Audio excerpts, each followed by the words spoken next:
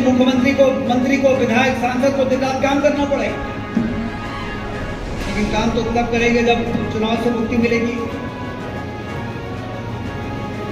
सांसद जी सही कह रहे थे, हम लोग पता नहीं कितने बार महीनों महीनों महाराष्ट्र में पड़े रहे, उत्तर प्रदेश में पड़े रहे महीनों महीनों।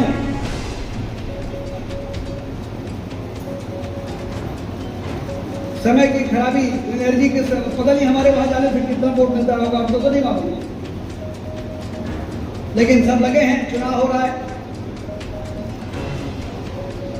लेकिन एक साथ चुनाव होगा तो एक बार में ही जनता के द्वारा, और आंकड़े ये बता रहे हैं कि जब एक साथ चुनाव होता है तो मतदान का प्रतिशत ज्यादा होता है, ज्यादा लोग वोट डालते हैं। और एक साथ चुनाव होता है तो एक ही बार में सारा खर्चा, उतने खर्चे में सारा काम हो जाता है। अभी सांसद जी बता रहे थे कि शिक्षा और स्वास्थ्य में 50% और 30% जितना बजट है उससे ज्यादा बजट प्राप्त हो सके। ये सारा काम इस देश के अंदर यदि कोई कर सकता है तो सिर्फ भारतीय जनता पार्टी की सरकार कर सकती है, भारतीय जनता पार्टी कर सकती है।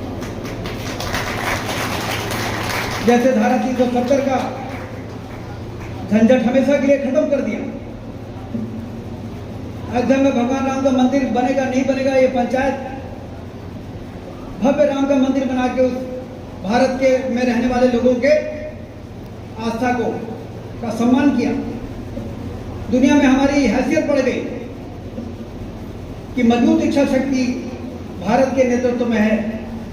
कितना कठिन काम ठीक क्यों ना हो कि जो राष्ट्र हित में है तो उसको करने की क्षमता भारत के नेतृत्व में है। पहले ऐसा नहीं था, पहले लोग कहते थे अरे भारत को तो थोड़ा सा दिखाएंगे वो झुक जाएंगे। पहली बार दुनिया को ये समझ में आया जब परमाणु का विस्फोट हुआ और अटल जी प्रधानमंत्री थे, अमेरिका के राष्ट्रपति ने उनको फोन किया कि आपने परमाणु का विस्फोट कर दिया, बताया नहीं। तो अटल जी ने कहा था कि परमाणु का विस्फोट हमने अपनी धरती पर किया, हमने परमाणु बम बनाया, बताने की क्या आवश्यकता है। कहीं नहीं, आपको मालूम नहीं है, पहले हमसे परमिशन लेना पड़ता है।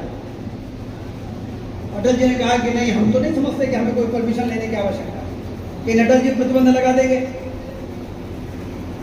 अटल जी ने कहा मिस्टर प्रेसिडेंट, यदि कल प्रतिबंध लगाने की आप सोच रहे हो तो आज लगा दो, लेकिन भारत अंतर्राष्ट्रीय दबावों में झुकने वाला भारत नहीं है, अपनी शर्तों पर